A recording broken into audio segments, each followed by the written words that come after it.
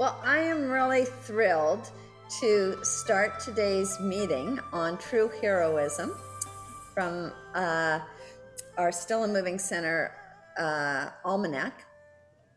And for this meeting of Gems from the Wisdom Traditions, a conversation circle, by introducing you to someone that I consider to be a true hero in the Honolulu community that I've known for a number of years.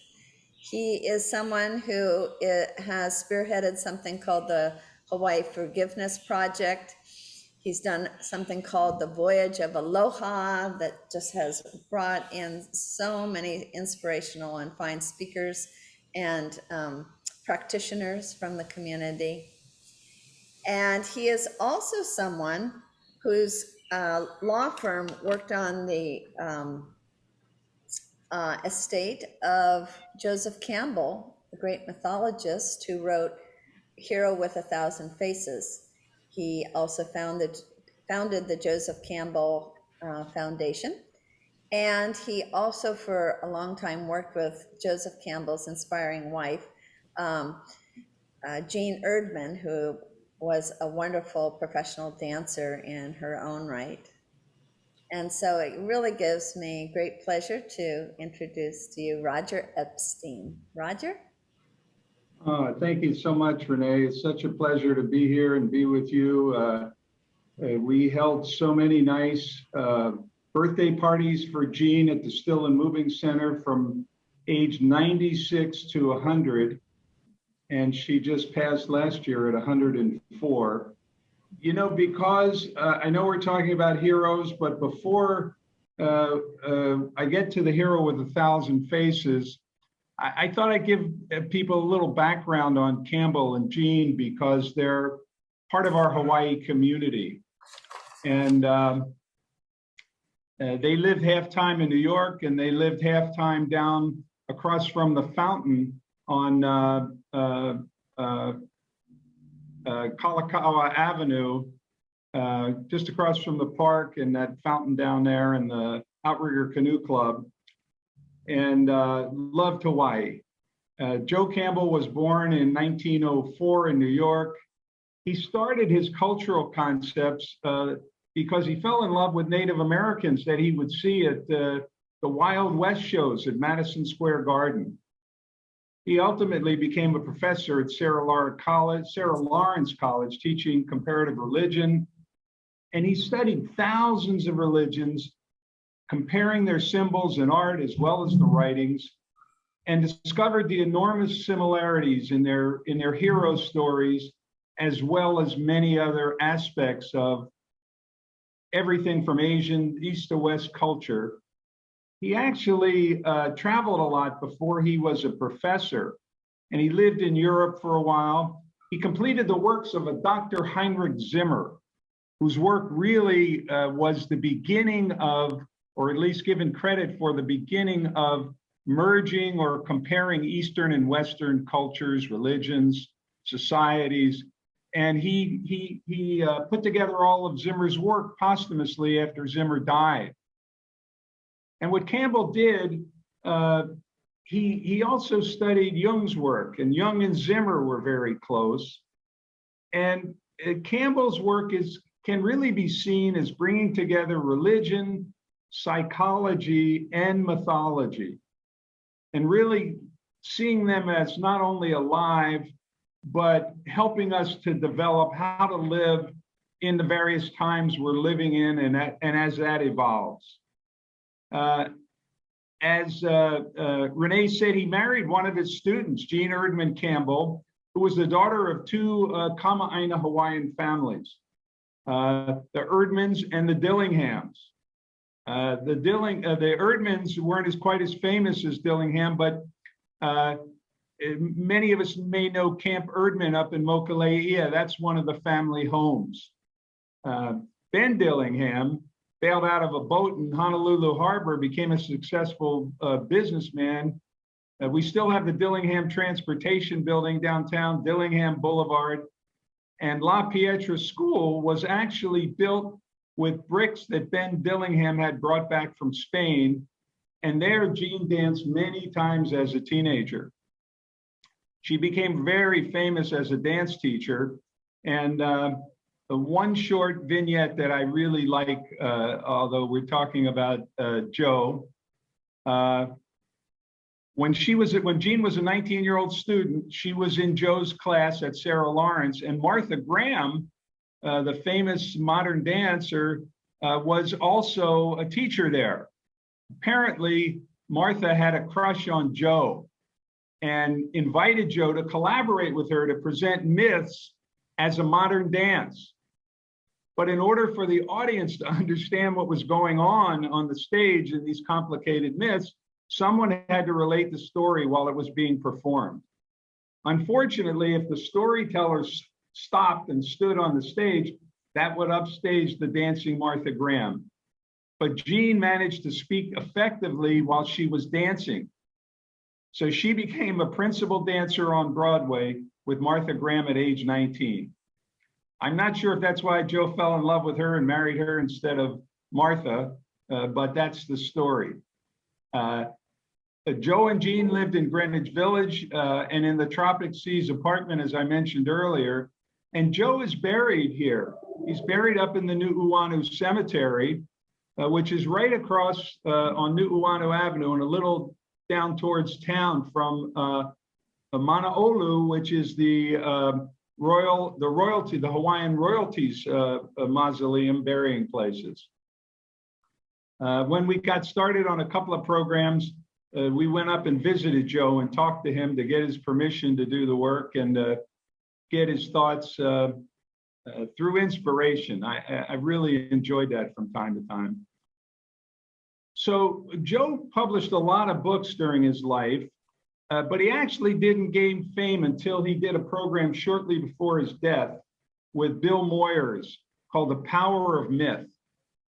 So this made Jo mainstream popular, not just part of an underground academic cultural cult. And then later on, of course, George Lucas acknowledged that he was a Campbell protege. Star Wars was based on his studies of myth. And many others have talked about how Campbell's work has been an inspiration in the movie and books for many, many years.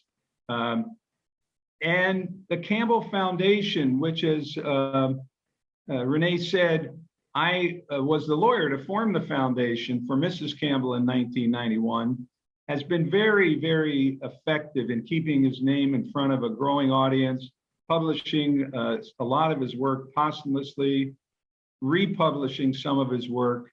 And I think Campbell's work could be seen today as something really effective in our spiritual rather than religious modern world that we seem to be morphing into.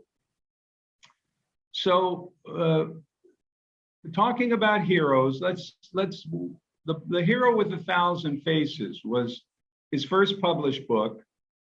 And it came through these numerous studies he was making academically in detail of religious, spiritual, mythological, literary classics from all the cultures he could find. And they identify and as well as talk about what it takes to be a hero in that culture and how to live your life as a hero. So Campbell called this the Monomyth because in his view, virtually every hero's story is based on this pattern. So he blended that in also with his studies of Freud and Jung and his work for Zimmer, and was able to explain a lot of this as an incorporation of archetypes and human experience. Campbell said at one time that a good life, maybe a Pono life, was one where we go through a series of heroes' journeys and experience the success or failure of each. So you can take a journey and fail, but one might argue that even taking the journey makes one a hero.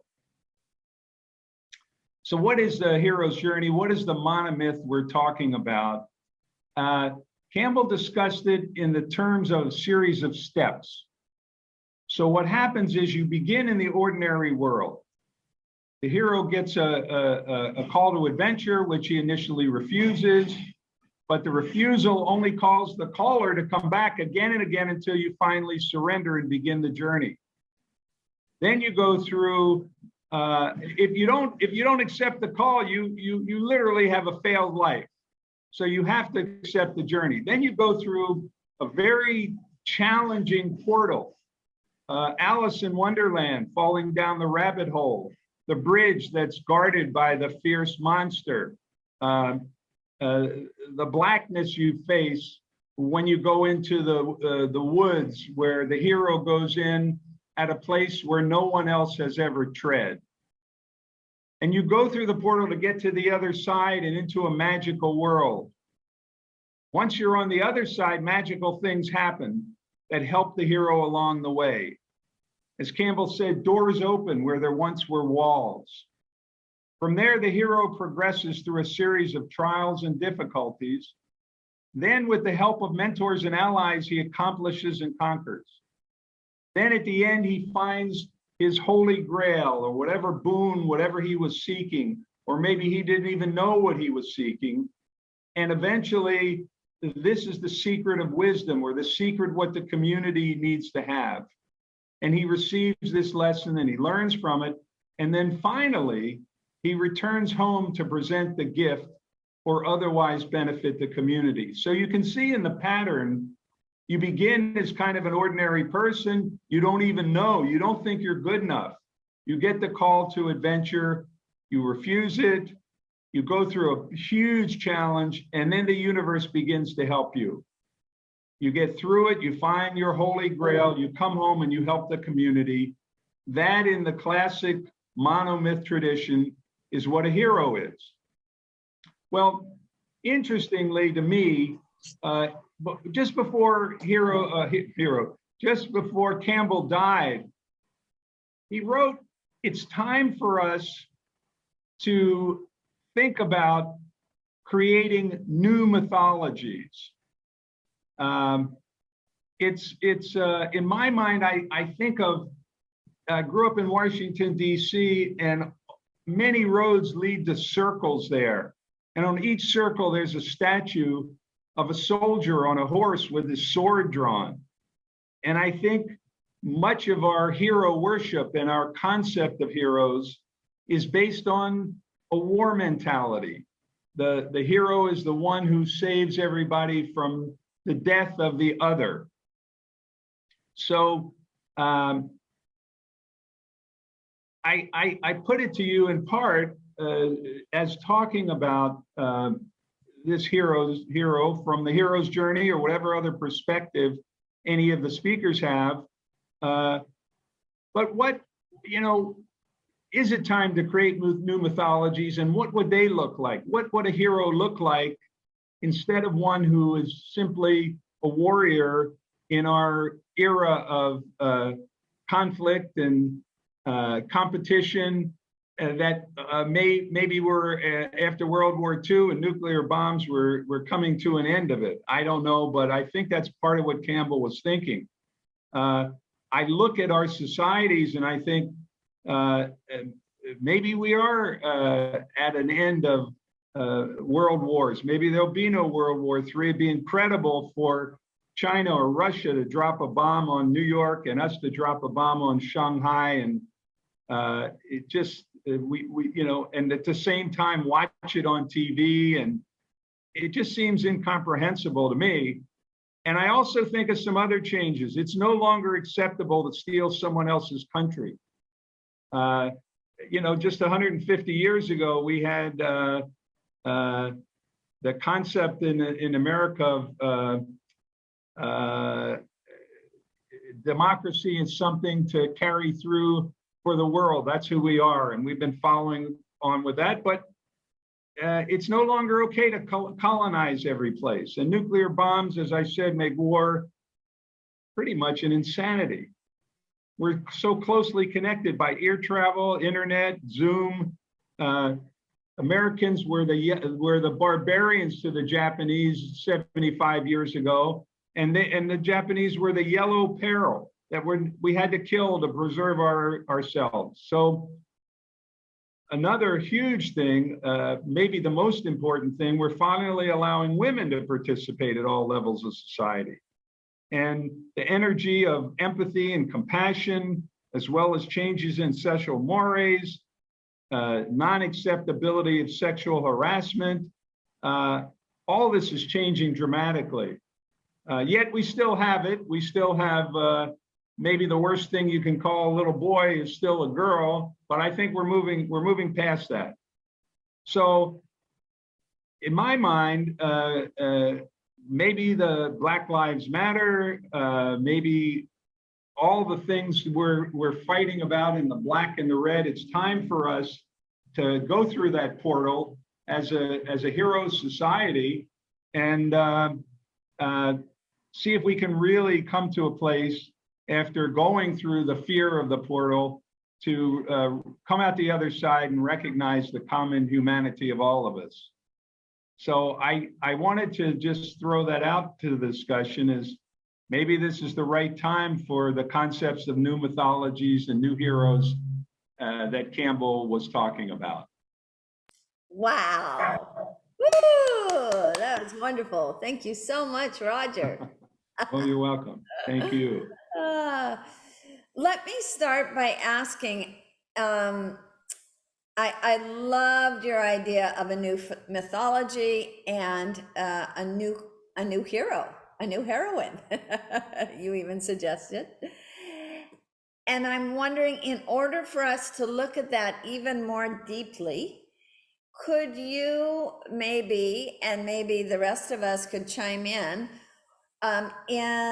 mentioning some of the elements that make up a hero? What is it to be a hero? What does a hero have? And you did mention that to a certain extent, all of us are going on hero's journeys. So yeah. I know that we're not mentioning, somebody who is completely unattainable out of our own realm.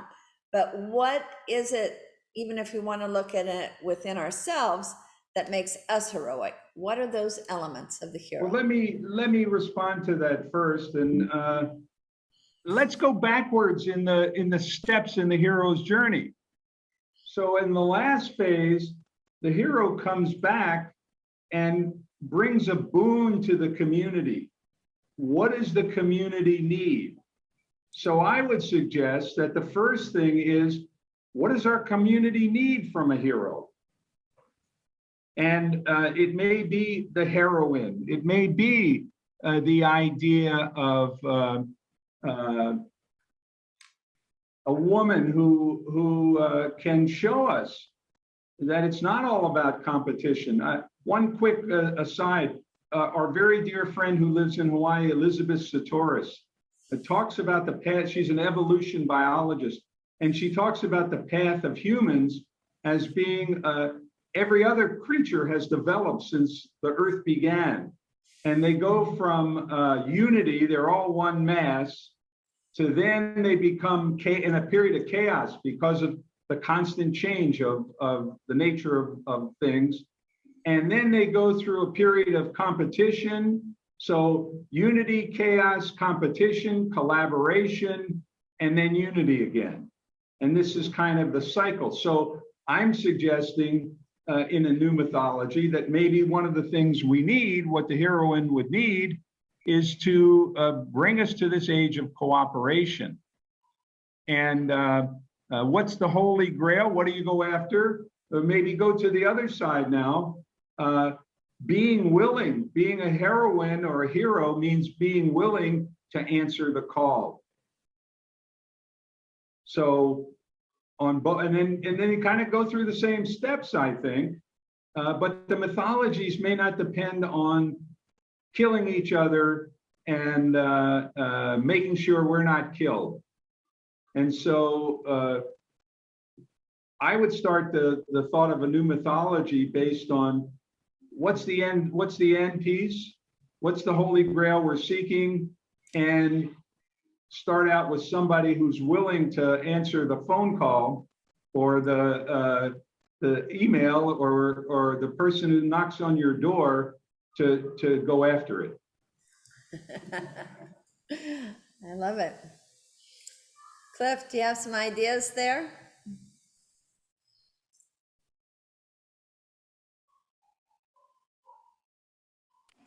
Yeah, Roger, that was a wonderful, wonderful talk, and really, really got my imagination going. And before your talk, I looked up on heroism online, and I found that there's this this organization called the Heroic Imagination Project, HIP. And they had this wonderful quote in there by Arthur Ashe, the professional tennis player, who said that true heroism is remarkably sober, very undramatic. It is not the urge to surpass all others at whatever cost, but the urge to serve others at whatever cost. I thought that was just a wonderful quote. And I was wondering what you thought about this new heroism, about looking for the heroic in these unexpected places rather than this giant, great hero image that we have, but it's for these acts of selflessness in the everyday life, and celebrating those might be something about the new heroic in the common man. Yes, very nice. I think that's all part of it. I said something and Renee picked up on it, that Campbell's discussion about how we all go through a series of hero's journeys. And I think the key is what you said at the end, Cliff, which is service to others. This is where we got to get to, not what's in it for me, but how can I be of service to the community as well as myself while I have this short time on earth. Yeah. Sharon, I see you nodding.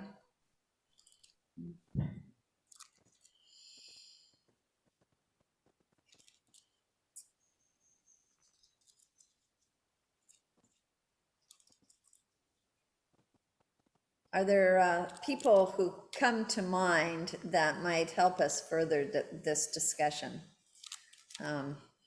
I think for me, I'll just mention, we do need a different way of looking at nature, at this world of ours, in a way that treasures it, cherishes it, as opposed to exploiting it.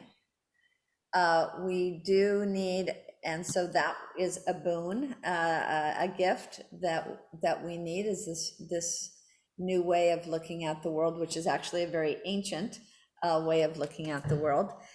We do need more of a recognition of the female side, and I think also a recognition of the youth. So I'm thinking of Greta as somebody who might represent one of the new heroes. Greta Thunberg, am I saying her last name correctly? Yeah. Thunberg. Thunberg. Okay, thank you. Maurice. Oh, let's see, it didn't work. He's muted. Yes, I'm now talking.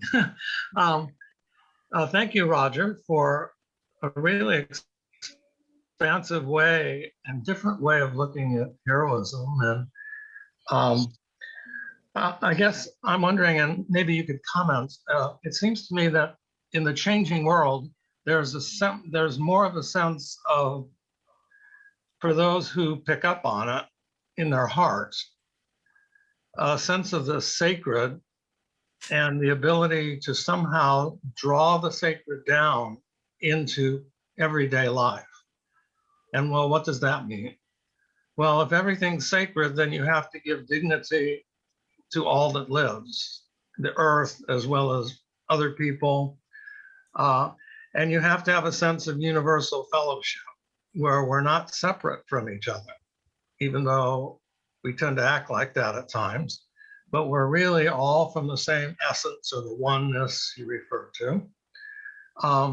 Could you comment then on, especially I'm not familiar with Campbell's works, but obviously there must have been a strong sense of the sacred in the hero's journey.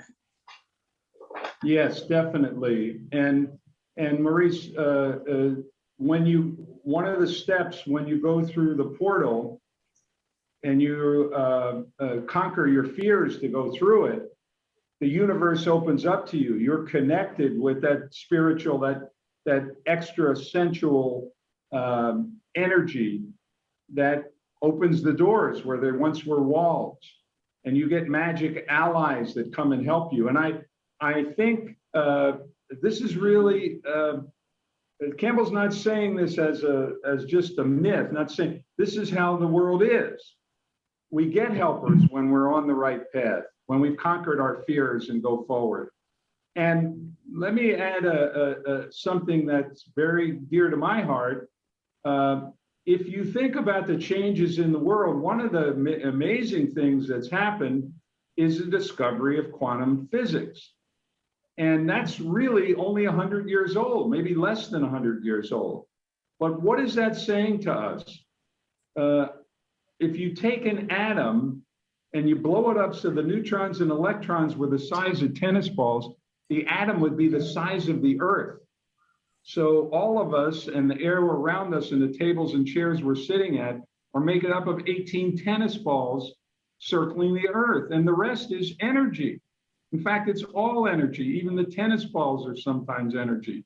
So we're just 100 years into really understanding what you said, the connectedness of all of us. And my firm belief, and Renee mentioned a program that I was co-founded, responsible for, called the Voyage of Aloha, Ho'omai Kai, the Voyage of Aloha, the sacred voyage, if you will. And the idea was, it's time for us to live from the reality of our connectedness. And it's as hard to do that, to see us as both independent and yet totally connected, separate but connected at the same time. It's as hard to live from that place as it is to take a voyage from here to Tahiti without navigational instruments. And in my mind, and I have a little workshop I've done off and on called Living from the Reality of Our Connectedness. And if you look at all the things, you look at the quantum physics, you look at all the religions and cultures, you look at Campbell's academic work, and just from our own experiences, you think of your mother and the phone rings, or your daughter. And all those things make it pretty clear that we're all energy, we're all connected to each other, and we're just on the cusp of learning it. 75, 100 years later, we're just learning so much. So I feel that you really have to take care of yourself. I read somewhere that if you talk to somebody and you walk away thinking, oh, they must have thought badly of me, don't worry, because 95% of what they're thinking about is themselves. And so we have to be thinking about ourselves, because who else is going to take care of us? We don't know how we got here. We don't know what we're doing here. We don't know where we're going. There's a lot to deal with. So if you realize that you're actually connected to other people, that karma is a physical principle. If you do bad, the bad energy comes right back to you in spades. If we really live from that place, then we would be able to move to this new level. Then the hero would take on a new meaning. A hero would clearly be someone who's able to find the boons that bring us to this next level of humanity. So I think that's tied in together, this concept of connectedness and the concept of Elizabeth Satoros's idea of how every species, you know, starting from the Earth was a ball of fire, and then the atmosphere cooled it, and it got a crust, and then the crust became a rock, the rock became a mineral, the mineral created water, the water created amoebas, and all in all. And each one of those changes goes through this pattern of unity, chaos, competition, collaboration and cooperation, and then into unity. So aren't we as a human species that's fairly young compared to the 13.7 billion years of Earth, aren't we ready to move into cooperation? Aren't we, or maybe we kill ourselves and create a new species from that, you know? Yeah. I love this conversation. I really love this conversation. And what comes to me is that the hero journey, what I'm thinking as we're talking is that the hero journey now is an inward journey. Remember, psychology is only really 40 to 50 years old, that we've been actually able to really do the individuation in the inward journey. We had faith and trust in spirituality and religion, but we never have had the ability to do the inward looking unless you were a monk or something, or an ascetic that or lived in the desert. And so because it was all survival, and in Maslow's hierarchy of needs, you can't move up until you get your survival level. And so much of what in the previous years, it's been survival. And so I think we haven't had that gift. And I keep praying that is for the highest good, and that more is being unveiled of the shadow side, which is what's going on in our world right now, in my opinion. So it's almost like living for me with faith and trust in the sacredness in everyday life, and that we all are one.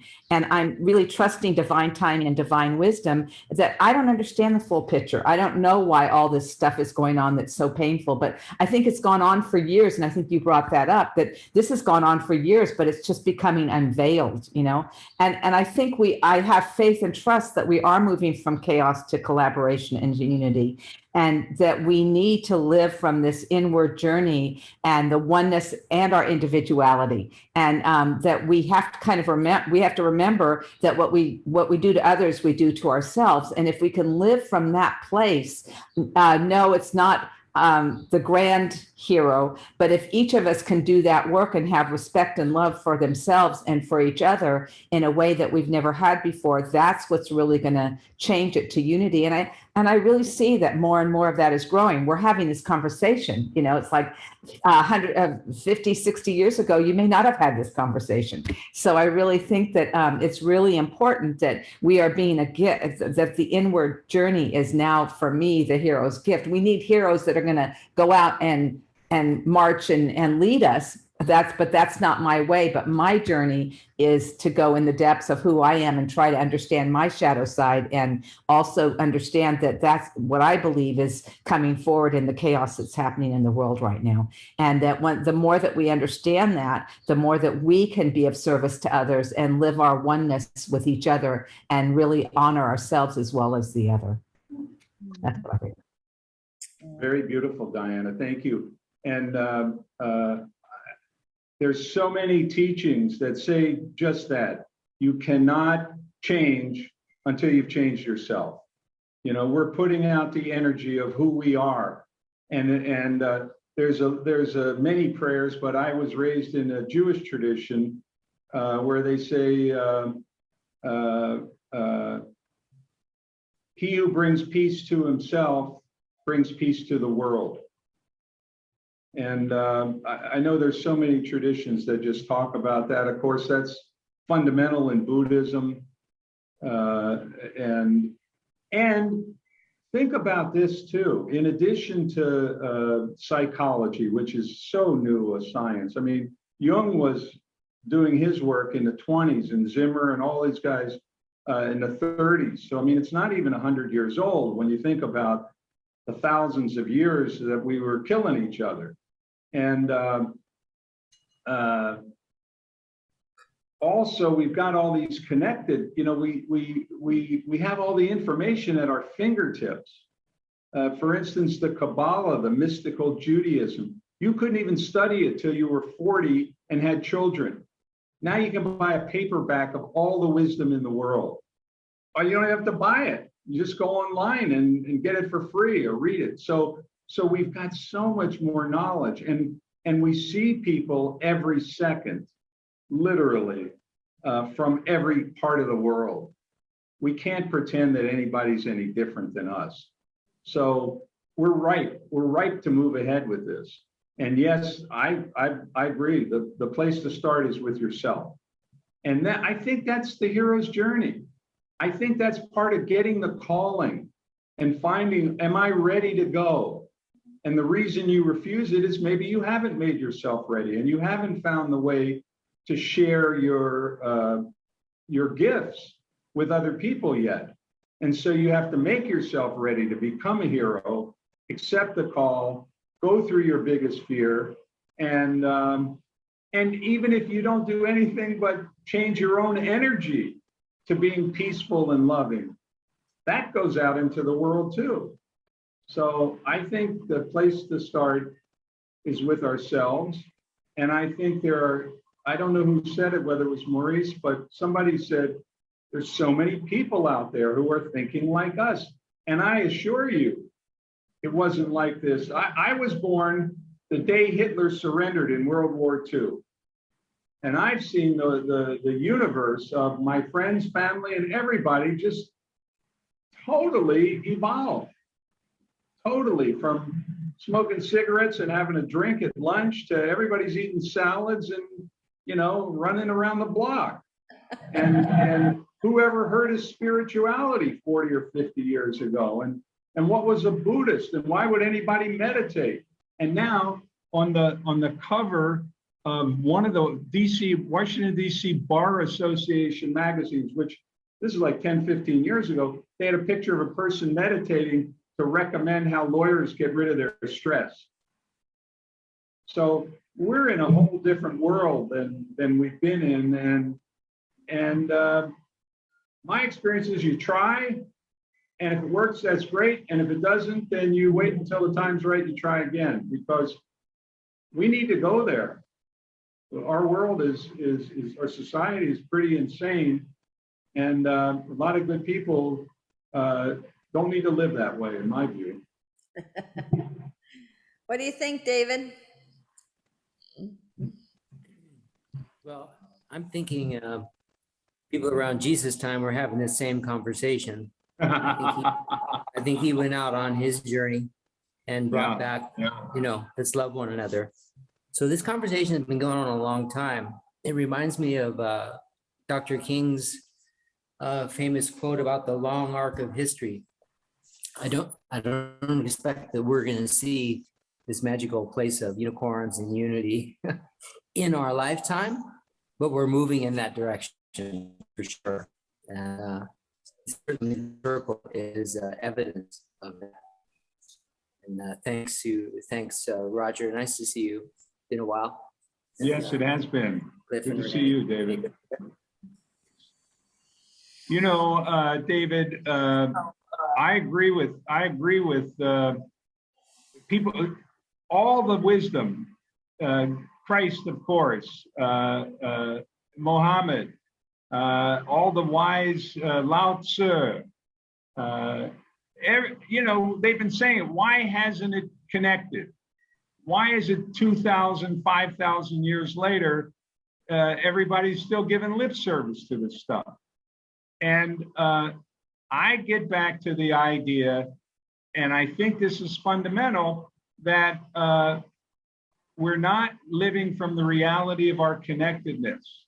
And I think quantum physics changes it. I had a Harvard law student who I took to lunch. He was spending the summer at my law firm. And I took him to lunch, and I went into my routine about, getting together. He said, that's religion.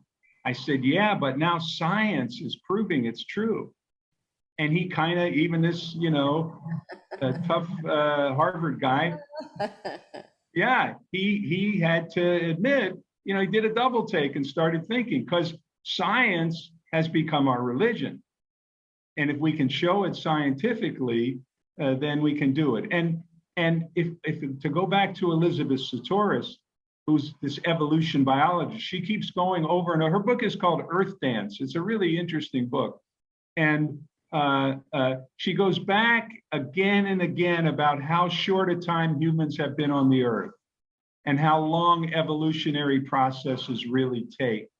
And I really feel that. And one other thing, that hit me. Just one other example I wanted to mention. One of the things I did as an international corporate tax lawyer for 50 years was to do audits of estates. So I would represent an estate that thought they were paying too much taxes. And one of my clients, his grandfather had gone to California in the 1890s or something, and he had gotten 2,000-3,000 acres of land that he managed to keep in the family. And I thought, and I was out in the same place, and I saw the land, and I thought, God, I can't even imagine doing this in the 1950s, but in 1890, spending my life here, beating my brains out, so that now my great-grandson was so wealthy, he had to fight with the IRS about the value of this estate. And I think that's what we're doing. We come here for a short period, we put in our dues, we do what we can do right now. And whether we ever see it or we wait, what we're doing is for the 7th generation or the 27th generation. I think that's just part of what this life is all about. And I don't expect that we will make the kind of progress we would love to see in this lifetime. But I also didn't expect to go to lunch at the First Hawaiian Bankers Club and see 3 hard, healthy things on the menu. And they don't even serve wine, much less alcohol, or didn't until the last few years ago. So we're changing. And we'll get there eventually, or we'll die out as a way. And I don't think we'll die out, because I think this is all common sense. It makes sense. And we have so much. We don't need it. We don't really need any more. We just need to share what we have in a better way. I think if you took the actuarial approach and looked at, speaking of evolutionary biology, Yuval Harari's work in the book *Sapiens*, and how in such a minuscule period of time, our species has wiped out so much of the planet. There's very few species that are left alive because the fact that our ability to connect in large groups and flexibly, that advantage has allowed us to overrun the planet. I think if you just project that time frame forward, I think it would say that we are going to extinct ourselves, because we're throwing the whole thing out of balance. Not to be a stick in the mud here, but we've done some pretty horrific things. So, David, I'm challenging you now to bring your own vision of the hero. Because I know you have it. Well, I think you all said it like in the first 10 minutes. It's all about this respect, not only for each other, but for every species. And perhaps this awareness of the impact that we've had on the planet. Every second person that I speak to that's in school right now is somehow involved in sustainability. So that conversation is happening. Is it too late? I don't know, but I think our awareness that we are a part of everything, like you said in the beginning, will be the hero. Mm-hmm. Yeah. Other people's ideas on true heroism. What does a hero look like these days? What does a heroine look like these days? Mary. Let's see, try again with your mic. Thank you. Thank you, Roger, and everybody else who's contributed. I will answer that question by saying I think each individual, each of us is a hero. I was thinking just to get up in the morning and drag your body out of bed is a heroic effort. I think the older we get, the more heroic it is.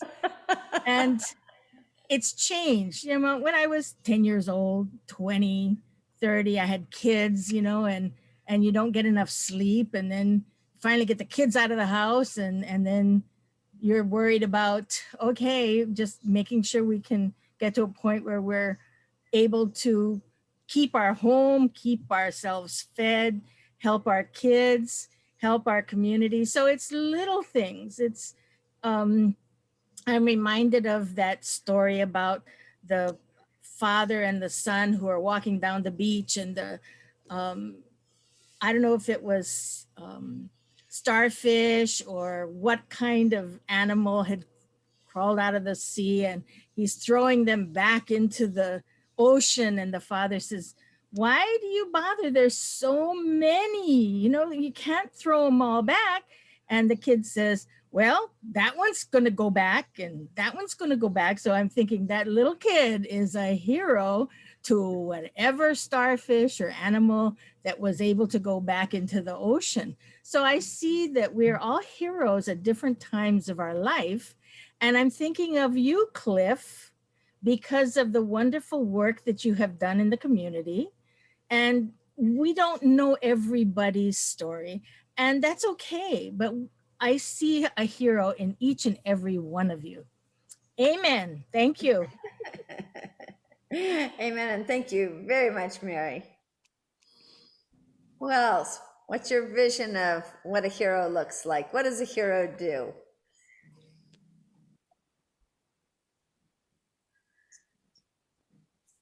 Cliff. Well, I was thinking, Roger, that when we normally use the word hero, or heroes, they're like a group apart from us, kind of like Hercules or Arjuna or Rama. You know, we put them on pedestals. They're higher above us.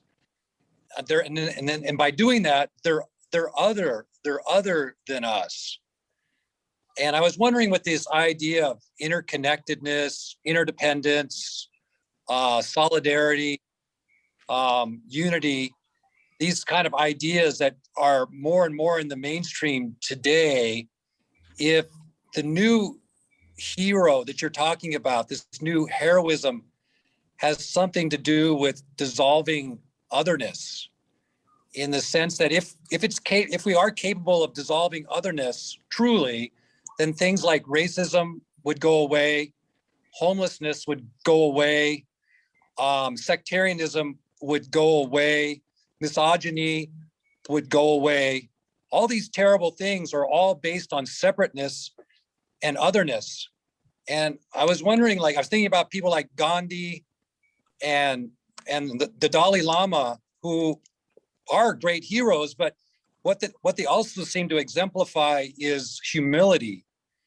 And I was wondering if you could say something about this idea of the new hero being some, you know, they're exceptional, but they're not separate from us, and they're unifiers.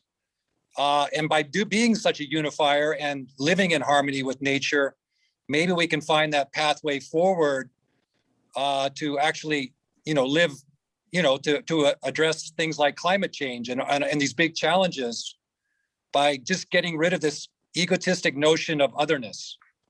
Yeah, I think that's a great thought and a great way to put it. And when you think about it, I go back to one of my great heroes, Jerry Jampolsky, and his first book was "Love is Letting Go of Fear." And I think the essence of our being is love. And when we're not acting out of love, we're acting out of fear. And I think this concept of the hero going through the portal to hold hands with the other, Cliff, for each one of us whose essence is love, who wants to live. The reason some people are so tight and carefully guard their beliefs is because they're scared to death. And we don't know where we came from. We don't know what we're doing here. We don't know what we're going. If we don't have something to hold on to, what do we have? And so this idea is where I think we should be going. We have to get to a point where we give up the fear. We go through that portal of reaching out to the other and getting to the other side, because that's where love is. And if you want to get right down to the fundamentals, The essence of our being is love. When we're not acting out of love, we're acting out of fear, and we're not happy. We're not happy when we're in fear. We're happy when we're in love. And so another way I've thought about saying it and is the second coming of Christ. We were just saying how Christ's message has not been sufficiently effective to get us over the threshold of competition and killing.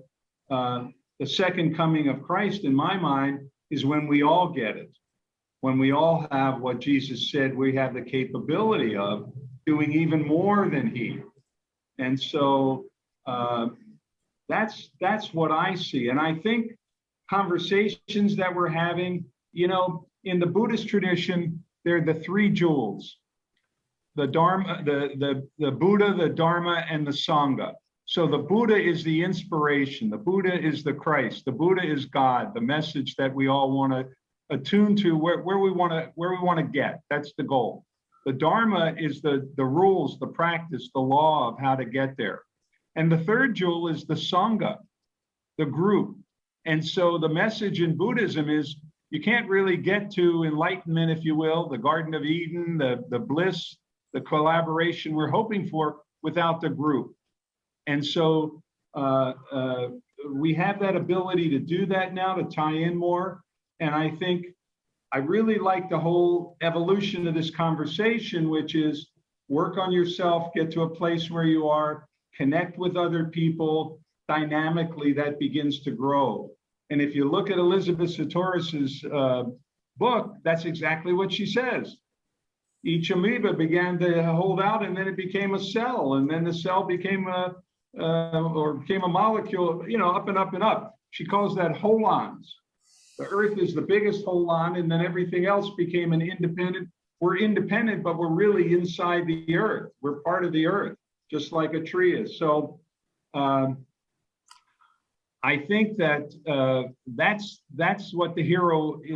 I love the idea that that's the hero's journey today, for each of us to strike out, get ourselves as comfortable as we can.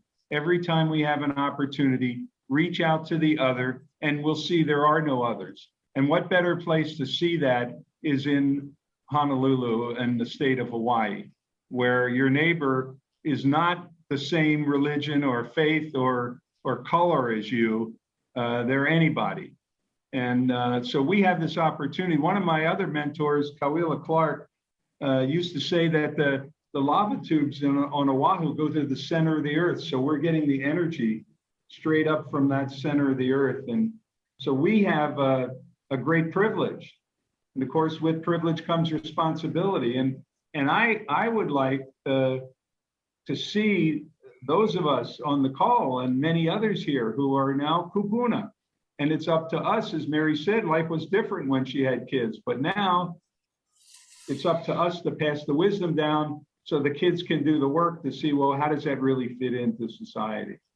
I got a little off track, and I don't know if I missed some of the things you were saying, Cliff. Thank you. Maybe one of the ways that we can honor the hero's journey is by honoring heroes in our everyday life. Just like Cliff was saying, it's, you know, it's something that can be found in very sober and ordinary circumstances.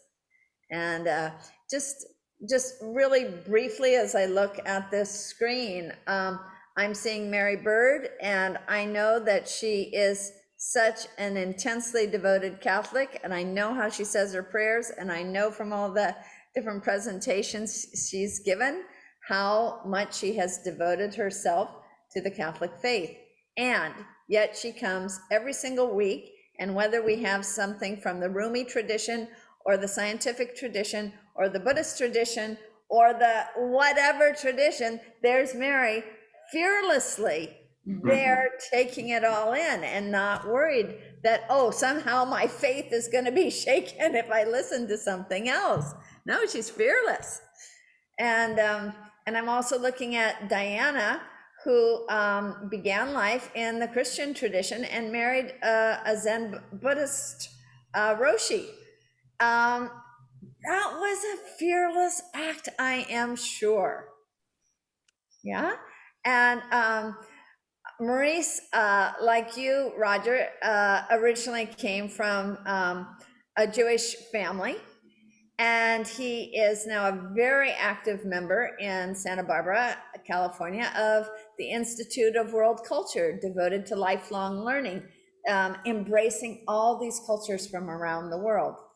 And, you know, every time the screen lights up with all of these different people on it for Gems from the Wisdom Tradition, I see more heroes in front of me. It's very heartwarming.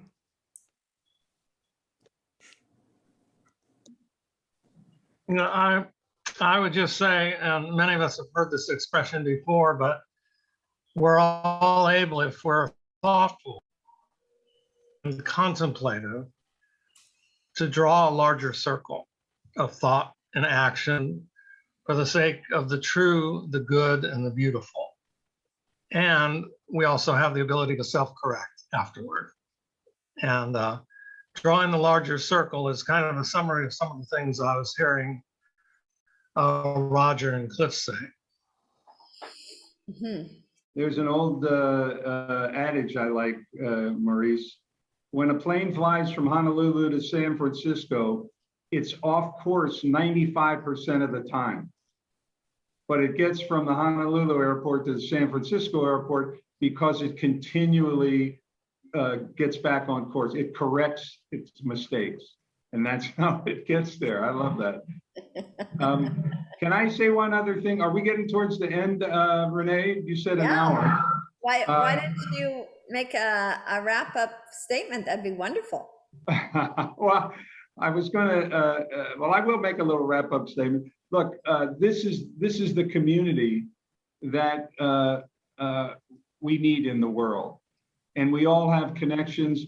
Everybody could hang up and put 10 or 12 other people on the phone, and that would go from there to there. And I think I really love what we've identified. The hero's journey is what the steps that Campbell's talking about. It basically take care of yourself, go through something that's really fearful, but you know in your heart is the right thing to do, and find your own place. The universe will help you get there. And when you find it, you come back, it benefits the community, you're in service to everyone. And that's really a beautiful way to enjoy and live your life. And I want to say one other, so that's where I think we are. And I just think we can do it because social media is incredible. And tomorrow is Hawaii International Forgiveness Day. And we've been doing that in Hawaii for 20 years now. And we're going to do it on Zoom tomorrow. And I'm going to do a little piece about where the organization has come and a history of the Maitreya Institute that sponsors it. It's about 40 years old now. And I'm also starting another project, which I'm calling Hawaii Interharmony Spiritual Connection. Hawaii Interharmony. Hawaii, the legislature passed a resolution years ago shooting for Hawaii to become, or supporting Hawaii to become, the interfaith harmony capital of the world.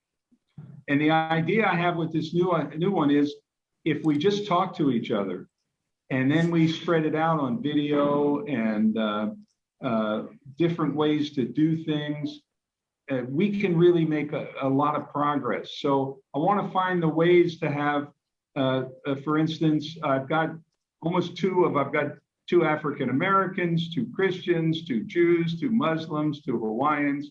Maybe it's Noah's Ark, I don't know. But I got them to kind of brainstorm this. One of the ideas they came up with was a human library.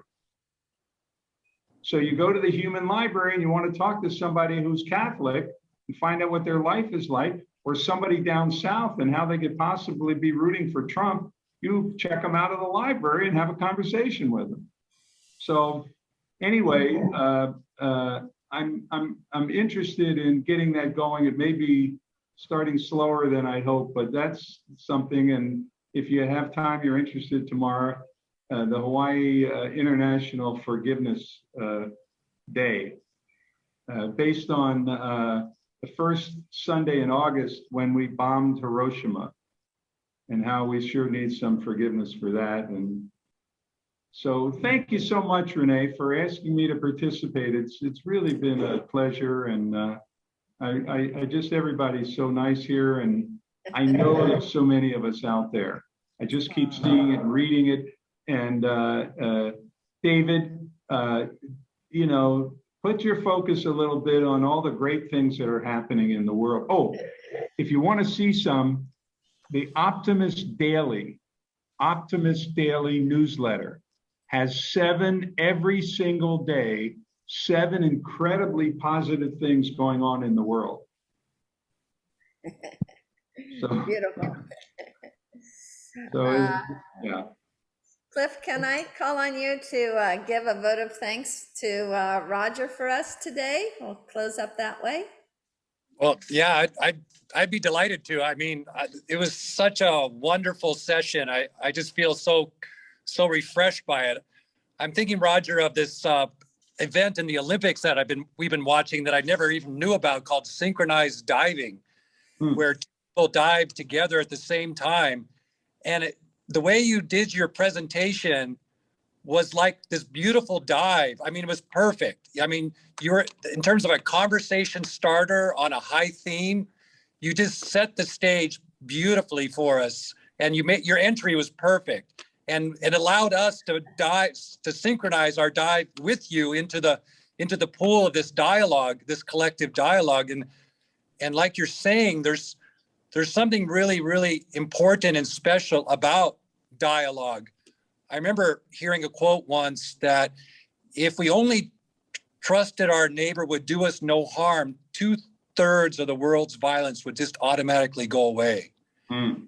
If we could do that, if we could have dialogue across all these different boundaries and fences and get rid of our fear, as you were saying, with this program that you're actually initiating,